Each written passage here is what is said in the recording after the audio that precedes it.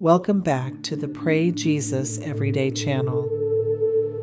Today we invite you to embark on an extraordinary journey that goes beyond the boundaries of life. These stories are particularly fascinating for those who follow Christianity, as they offer a vision of life beyond this earthly existence, a theme that continues to inspire and intrigue.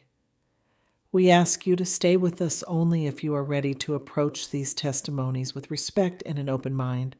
Not everyone is able to listen to them, but those who do will discover profound and enlightening insights into our existence and our ultimate destiny. These experiences give us the opportunity to better understand what awaits us after death and encourage us to reflect on the meaning of our current life.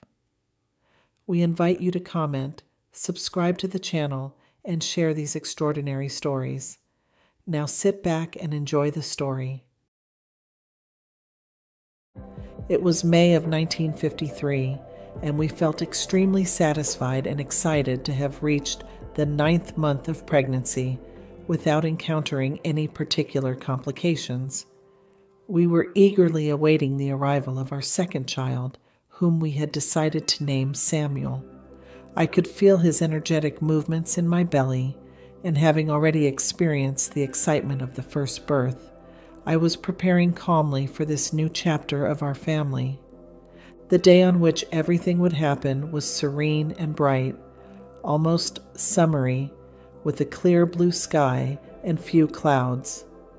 Maximo and I enjoyed the tranquility of the moment, discussing calmly and putting aside thoughts of the inevitable moments of pain that accompany childbirth. We chose the name Samuel already in the 4th month of pregnancy, unlike with our first child, where it took us more time. The name came to us immediately, and we liked it instantly, so we set up his nursery and received some clothes from relatives in anticipation of his arrival. Meanwhile, our firstborn, Matthew, was at home with his grandparents, eager to know that everything would go well. In the operating room, tranquility pervaded the environment as the doctors took care of me, trying to reassure me. My husband Maximo was by my side, and unlike the first time, he showed surprising calmness. Although slightly anxious, he held my hand with love and affection, giving me reassurance with his gentle touch. His presence beside me, with his caring gaze and silent support, was a comfort in those delicate moments, testifying to his deep love and commitment to me. Actually, outwardly, he seemed little anxious, but inside I felt a certain agitation, similar to that of a first time. However, I tried to hide it so as not to worry her, and I must say I succeeded rather well in this endeavor. A little over an hour had passed, and the pains were becoming more and more intense, a sign that the birth process was about to begin. At first, everything seemed to be proceeding normally and calmly, but suddenly something changed. The birth became more difficult and painful, and I noticed that the doctors began to get agitated. At one point, I heard the word blood and felt a shiver down my spine that made me start sweating. After 10 long minutes, the situation showed no signs of improvement. Other more experienced doctors were quickly called, and they all spoke to each other in low and hurried voices. I was aware that something was wrong, and even Maximo, though he tried to reassure me with his words, showed concern on his face. I was trying to reassure her, even though it was evident that the situation was spiraling out of control for everyone. I stood there, feeling helpless as the doctors bustled around us, their gloves stained with blood.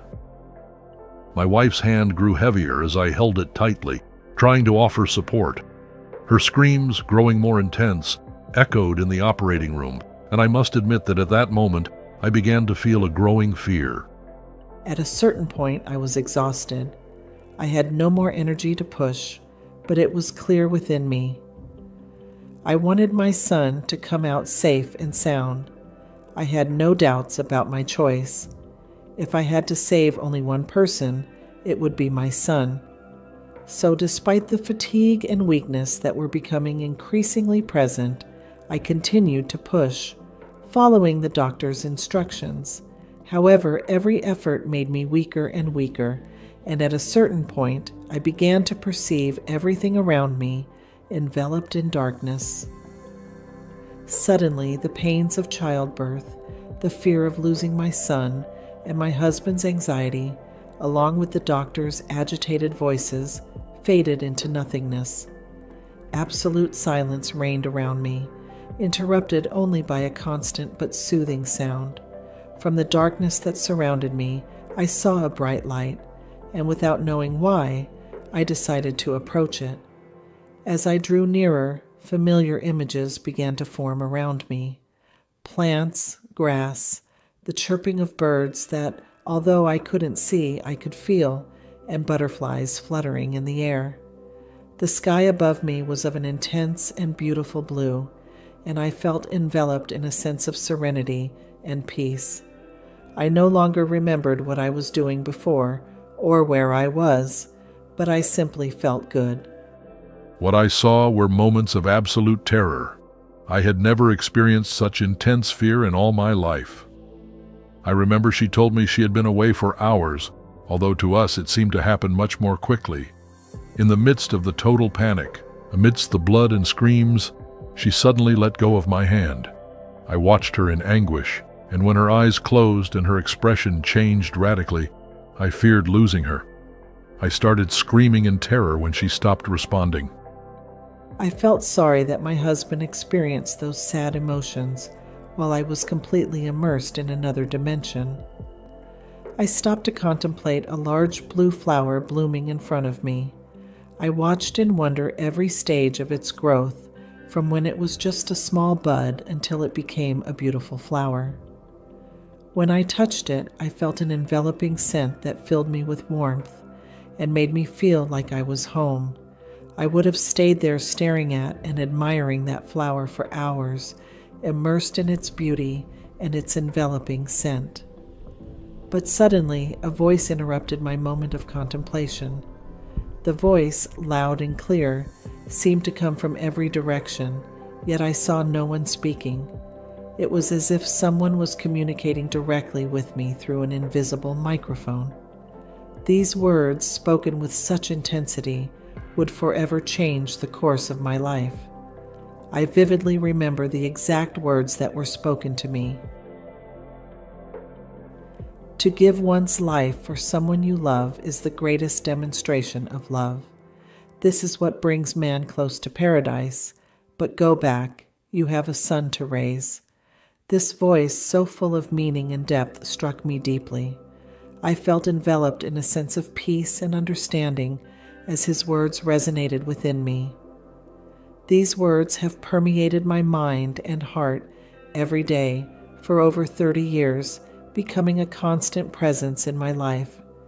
Their importance is so profound that I have even considered tattooing them on my skin because they have had such a significant and transformative impact on me. They have become my mantra, my guide, my beacon in times of darkness and uncertainty. I remember the doctors were preparing to start resuscitation maneuvers. She says she was away for what felt like hours, but instead, after about 20 seconds, I suddenly felt her hand squeezing mine. I couldn't believe it and started screaming in disbelief. "She's alive! She's squeezing my hand!" Those were terrible moments, but when she recovered and told me what had happened, I felt profound gratitude. I think it was a true blessing, and I thank the Lord every day for giving me the opportunity to bring her through that experience. Those words will be forever etched in our hearts. In fact, we actively seek to participate in events where people facing fears, doubts, or the fear of death can find comfort and serenity through our experience. We don't know exactly what the future holds for us, but the voice and words we heard promise something magnificent, something beyond human understanding. Oh, I forgot to mention our son. In the end, we named him Hyacinth, just like the flower I was intent on observing when I was in that place beyond. It was our way of honoring that moment of peace and beauty, and of always remembering the profound meaning of what we experienced. After the first few months of checkups, Hyacinth was in perfect health. The doctors are still baffled and consider his recovery a true miracle. He is in excellent health and is growing up happily, and since we told him the story of his birth, Hyacinth has embraced life with a renewed and profound sense of gratitude, appreciating every moment and experience with the awareness that his birth was a true miracle. This testimony was truly touching for me. When I read it, I felt a deep sense of gratitude for life. Even though I don't have children, it's incredible how the simple act of protecting those we love can evoke such intense emotions. I would do the same for my cats whom I love. I can only imagine the power of this feeling for those who have children and have experienced the extraordinary experience of giving birth to a child. I am grateful for the opportunity to read this significant testimony and to share it here on my channel. I would like to know what you think. Have you ever felt a similar sense of gratitude or protection, even without having children? And for those who have experienced parenthood, how would you describe that feeling? Sharing our experiences can enrich our relationship with the world around us. Thank you for listening. See you in the next video.